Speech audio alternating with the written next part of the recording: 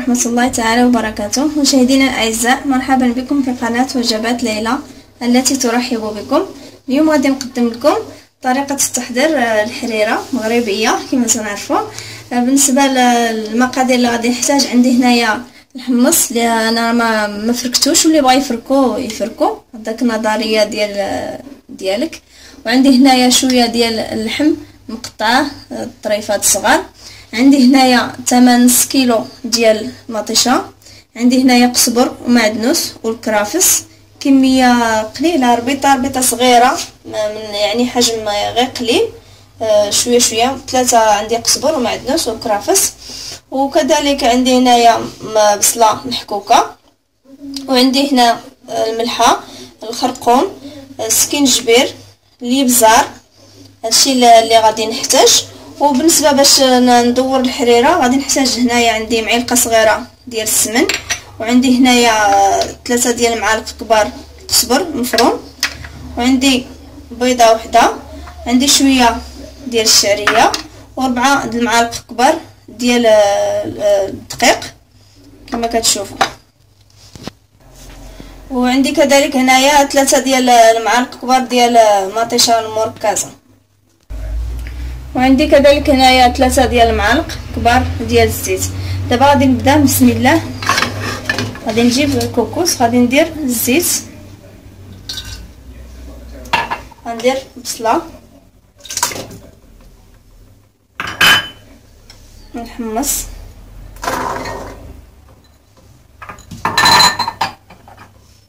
طريفات ديال اللحم،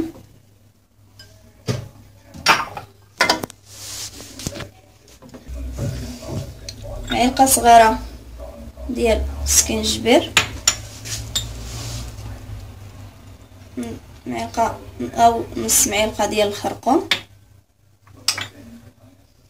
معلقه صغيره ديال الابزار، والملحه على حسب الذوق.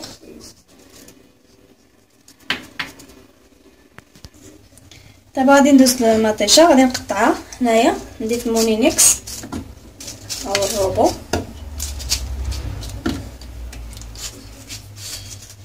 غادي المطيشه خصكم تختاروا هذيك اللي كتكون حمراء وتكون طايبه، ما تكونش مطيشه قاصحه. ودابا غادي نطحنها. دابا من بعد ما طحنتها في مونينيكس غنديرها هنايا في الصفاي، غادي نصفيها مزيان باش كتبقى غير ديك القشره وديك الزريعه اللي كتبقى. نتوما كما كتشوفوا انا صفيتها، كتبقى غير القشور والزريعه. بالنسبه اللي بغات طيبها بوحدها وتعاود عاد تطحنها، ولكن ما كديرهاش دابا حتى كتبغي تدور عاد ديريها. دابا غادي نكبر الكوكوس،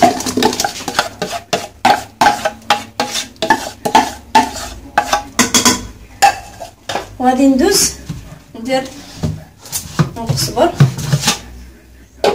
عندي هنايا صافي. دابا غادي نطحنو. من بعد ما طحنت الربيع دابا غادي نضيفو هنايا، غادي نشلها بشويه ديال الماء.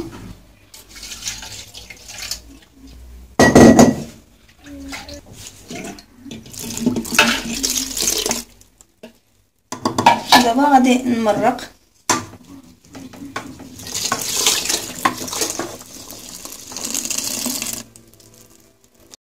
سميتو قزبر ومعدنوس وكرافس والمطيشه.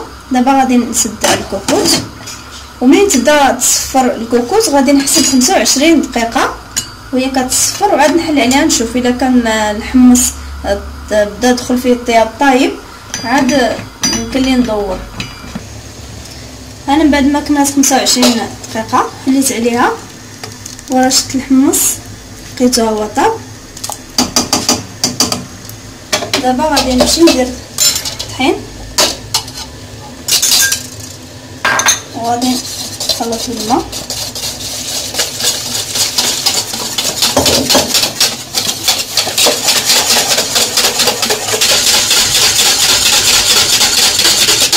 وغادي نضيف عليها مطيشه مركزه.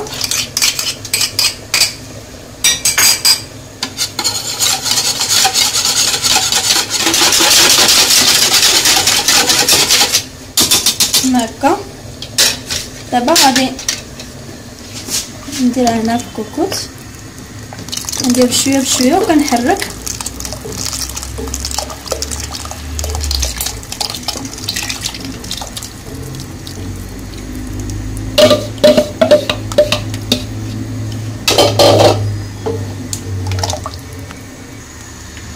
دابا كنخليوها كطيب حنا تنحركو، وهاد ديك الساعه تنضيف لها سميتو الشعريه والقزبر والسمن والبيضه. ولكن بالحق باش كنعرفوها بانها طابت ما كتبقاش دايره لنا ديك الكشكوشه، هنا تنعرفوها راها طابت مزيان. كما كتشوفوها انا من بعد ما طابت الحريره ما بقاتش دايره ديك الكشكوشه بزاف. انا باش كتكون دايره الكشكوشه راه كتكون مازال ما طايباش. دابا راه الطحين راه طاب. دابا غادي نضيف السمن، غادي ندير القزبر اللي كنت خليت، وندير شويه الشعريه.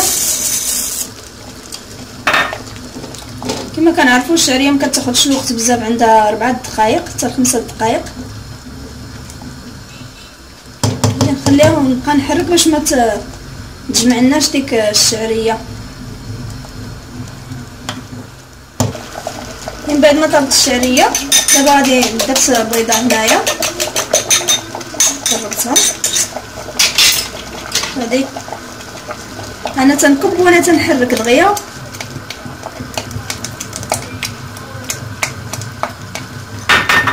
بحال هكا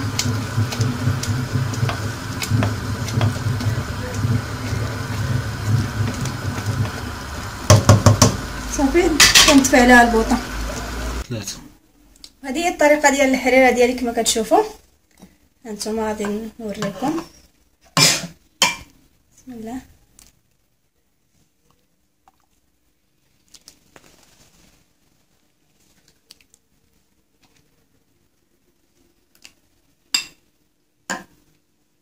هذا هو الشكل النهائي ديال الحريره ديالي كما تشوفوا، وكنتمنى ان تنال الاعجاب ديالكم وتكون عجبتكم الطريقه. والى هنا تنتهي حلقتنا اليوم. امل ان تنال اعجابكم، ولا تبخلوا علينا بالضغط على الزر الاعجاب وزر الاشتراك لتتواصلوا بكل جديد ان شاء الله.